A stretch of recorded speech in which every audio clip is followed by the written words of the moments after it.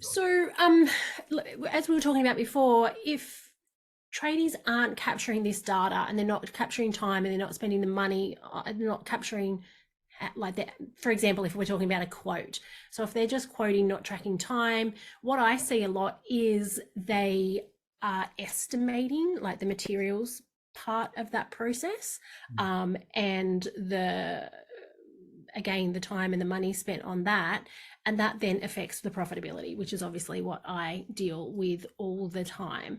Mhm. So how does choosing the right job management software play into solving that problem for them, to make it easier to know exactly, are they profitable on that job or not? Well, that's a big thing, and it's a good lead off from what we were talking about time recording and tracking time and tracking costs and tracking expenses on a job, because I think I mentioned it before, is a lot of people come to us and they really don't know where they are with their jobs and what they're doing. If they've got the right system and they're taught how to use it properly, being able to track time, being able to track costs or expenses, labor on a project, enables them to be able to job cost and actually see where they're profitable. Because you could be spending a lot of time on a particular type of work, and especially if you're just relying on what's in your bank account, you've got no idea whatsoever if it's actually a profitable line of work for you. So a lot of the time when businesses will get a system in place, it can be a little bit of a cold slap in the face, because it's like, I've been spending all this time and this is really not profitable, or it's not worth my while with the profit I'm making. I'm so much better to concentrate on this other type of work because it is actually profitable. So again, what Clinton was saying about the importance of time recording and recording costs, materials, expenses against the job is key, because it leads into that job cost thing. And Katie, as you talking about profitability and being profitable, running a profitable business. I know from my own personal experience with some of the plumbing projects that I was running, you were kind of tracking it and you kind of had an idea, it's a bit of gut feel, like you said before, Katie. Oh yeah, I think we're okay, but it's not accurate data. You're not making decisions based on data and information. So it's a bit vague and a bit wishy-washy, and you're probably going to err on the side of, yeah, I think it's all right. But when you've got the accurate information, where you've got a breakdown of estimated hours versus actual hours, and here's the costs that we allocated for the subbies and for the plant hire and for the materials that we were going to use, and you can report on what's it actually cost us versus what we'd estimated, you could get 3/4 of the way through the project and go, we're not on track. Something's got to change here. As opposed to getting to the end of the project and going, geez, we didn't go real well on that project.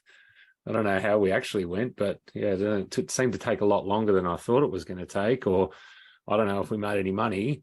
You can actually make proactive decisions as you're going along to change things or whatever. So having that data and the insights to actually help you make decisions is amazing, and something that a lot of people have never had before. So, and that whole ability to just report and track on what we've quoted versus what our actual costs, most people haven't had that before. And that lets you then analyze how we're quoting. Are we quoting accurately? If we're quoting on a schedule of rates or point rates or linear meter rates or whatever it might be, are those rates actually right? Or do we need to tweak them? Do we need to allow more time for these particular components of jobs and projects? So just the data is gold. And I've heard a lot of people in the industry talk about the fact that we're not tradespeople anymore. We're actually data collectors. We're actually got to collect this information about what we're doing and how we're doing it, so that we can analyze our businesses. And as much as foreign as it is to a lot of people, that's really where we're at these days. And I think anyone who has spoken to me or anybody who's worked with me knows that I harp on about this stuff all the time as well. And I always say to them, you wouldn't go to a job, for example, if you're a builder, you're not going into a building site without a plan. Like, if you're the plumber that's going to do the plumbing for that new house, you're not just going there and going, I'm just going to put it where I think. It's the same with this data at the moment. So many businesses are just kind of like winging their numbers and actually making it so much harder for themselves by not having these systems in place and not having, as you say, that cold hard data. Can I afford it or can I not? Am I winning on this job or am I not? Because I see people who are a few years down the track of consistently not making money on jobs. They've pumped all this money into their business from their own personal funds, and then they get to a point where we're like, we're stuck, we've got no cash, we can't borrow, what do we do? And this is one of the reasons why I wanted to talk to both of you, is to just highlight the fact that if we use our job management system correctly, take the time, invest in the training, invest in the conversation with you guys, it's going to have so many benefits, as we said, not just having the data, but also from a time perspective. It just, for me, data gives you choice.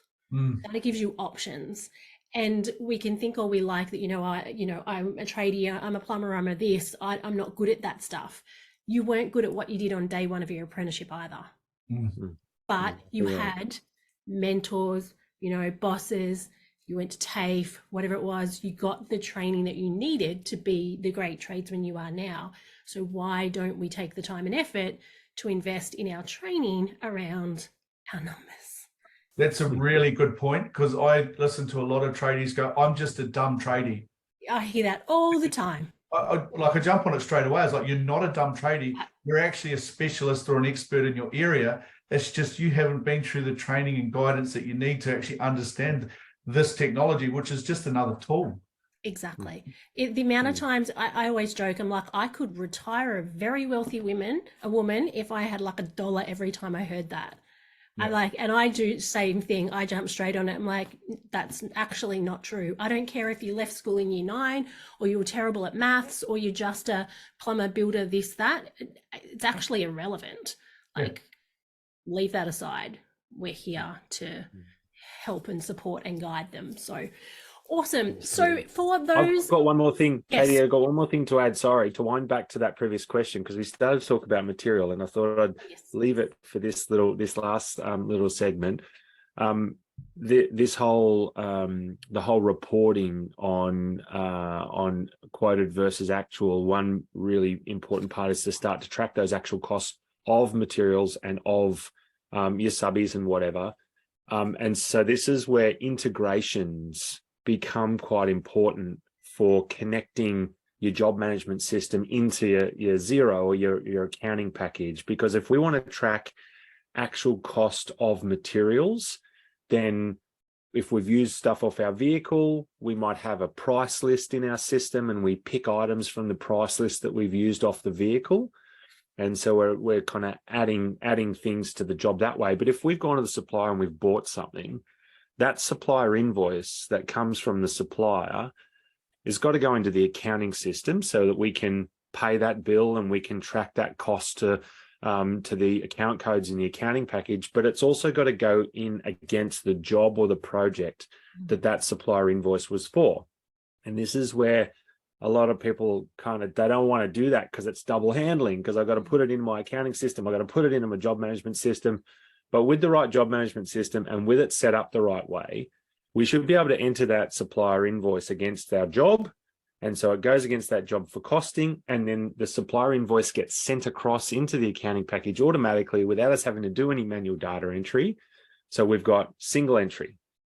Now, different systems do it in different ways, but there's a lot more capability around automation of that stuff these days. So that's certainly come a long way, where we've got emailing a supplier invoice to an email address, and the system strips all the data off it and does the data entry for us and looks for a job or looks for a purchase order number or whatever it might be. And then we just check it, make sure it's right, and then we approve it. And that's what pushes it into the accounting package. So this piece, this is where that being set up correctly and having the right workflows in the business and the business processes and everyone knowing the way things are working, that becomes critical, because with capturing the time accurately and then capturing all of our material costs accurately, we can then be confident that we've got all our costs captured against the job.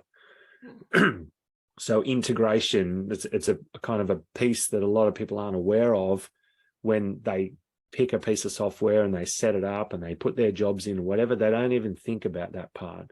But that's a critical part for us, for you doing the bookkeeping, for the business owner wanting the reporting. It's a really important piece of the puzzle.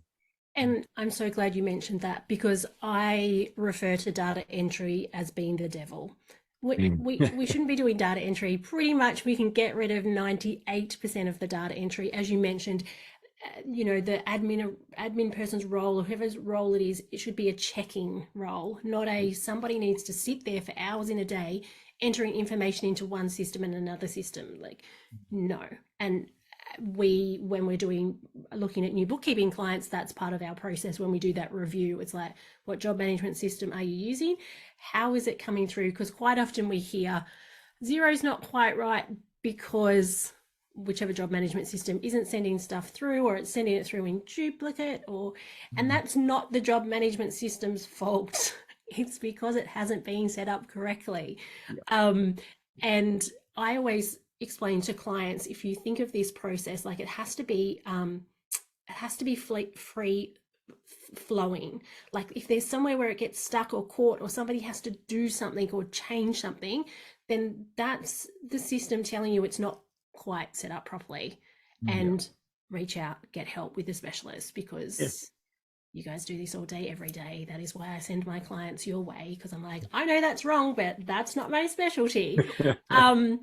And the part of the problem there is, if you go to the software company and you say, hey, my Xero is not doing what it should be doing, they're going to go, we don't deal with Xero. That's not our bag. We work with our software and we'll show you how to do that part in there. But what happens after that, that's not what we do.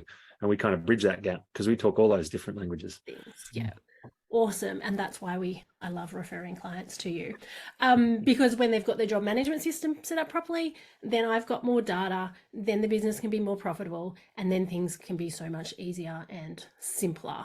But as we say, it takes a little bit of time and investment to get it up and running. But by not doing it, you're spending more time and wasting more money with no return of investment. So for those who are using a job management system, who are listening thinking, I don't think mine's probably set up correctly, what's the first step for them to reach out to TradiePad? So I think the first step is just to give us a buzz, jump on, give us a buzz and have a chat first, because we do what we call a no obligation 15-minute intro call, okay? And look, just to prepare everybody for it, once you start talking, it'll probably go for 35 or 40 minutes. But that's I have a similar one. Yeah, it's the same thing. Yes. Yeah. And just for everyone listening, it's not us that's doing the talking. Once the client talks, it just all comes out. But that's where the education starts, okay? Because look, people will ring up and inquire, and they'll talk to our inquiries team. One of our main guys, Brad, just starts to educate people right from the get-go on, finding out a little bit about what they do, how they do it, what they're using, what their problems are, okay? And then we'll tell them very clearly about our process. And if it's someone that's using a bit of technology and it's not working properly, or they're getting frustrated with it, give us a call. Just have a quick chat, run us through what's going on, and we'll be able to tell you what the process is. And also too, we're very transparent right from the very beginning with the inquiries and clients that come through to us, because they need to know the whole process, And so it's have a chat with us, and then if you'd like to move on afterwards, we've got plenty of different options where we can look at your existing software to look at making sure it's the right tool for you, or optimizing and getting the most out of it. Or if it's, look, I just need to make sure I'm on the right software, or I want to find the right software, we can do that as well. But it all starts with that intro call, okay? Because then, you guys reaching out to us, you get to sort of test us a little bit and see if we know what we're talking about. And for that call, I'll just mention on our website, so tradiepad.com.au, you can fill out your information, but we've got an ability to book a call on the website. So to save phone tag backwards and forwards, you can actually click on a link, and you can pick a day and a time for us to give you a ring, so that you know that we're calling on that particular day and time, and we don't waste time and have fun playing phone tag. Exactly. Technology, systems, processes. It's a Yeah, perfect believe it or not, we're example. using technology. Yes, exactly. And for those who are thinking, oh, that sounds great, but I'll do it next week, next month, next quarter, I am going to highly, highly suggest that they just book in a call. As we said, it's a 15-minute chat that may go for a little bit longer. And I say this with all my clients, at least you then can make a decision. Yes, that's for me, or no, it's not. You're not left with another thing on your thought list, wondering whether or not you should do it or not. Either tick it off and go, actually, no, that's not for me right now, or right. And they don't have to move forward straight away. It's not like they ring you today and they're starting tomorrow. You'll then schedule that suits both of you. Yeah, absolutely. put a plan together. Oh, sorry, Clinton. I just said put a plan together. At least it's you're planning. Start the planning process. Yes. 100%. And we'll have people that will ring up and find out information and do nothing. Okay. Or they'll just go through stage one and come back, because you've got to be ready to do it as well. I'll a couple of things I'll put out there is, what have you got to lose? Right? 15-minute phone call, have a bit of a chat with us. What are the potential outcomes or benefits that you're going to get? I'm going to be more profitable. I'm going to save time. I'm going to be able to spend more time with my friends and family doing the things I love, whether it's fishing, whether it's camping, whether it's whatever it is that you do. This is what you'll get back when you have more time. So that's got to be the motivator for people when they're sort of wondering what they should do, because look, we see it every single day. The results that people are getting is absolutely massive. And I'll just say this as a last thing as well, because we also see this well as where a business is right at, and Katie, you'd see this as well, where they're right at the end. And the worst case scenario for a business is if you're running manually, if you're not have visibility on how profitable your business is, the worst case scenario is you might not have a business. And that's key, and that affects everybody around that business owner, staff, family, friends.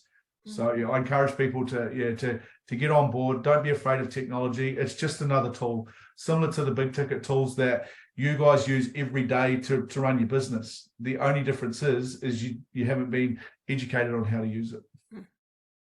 Exactly. Awesome. Thank you very much, Clinton and Scott. As always a good chat. And like I said, this is a key piece for clients that I work with to get this right, because it makes my job actually easier, because I have more data and we can get bigger results and quicker. And as you say, gives them their time back and so on. And if you are a tradie who has been thinking about this and going to do it, please just go to their website, book in a call and have a chat. Please. Thanks, Katie. Awesome. Thanks, Thank Katie. you.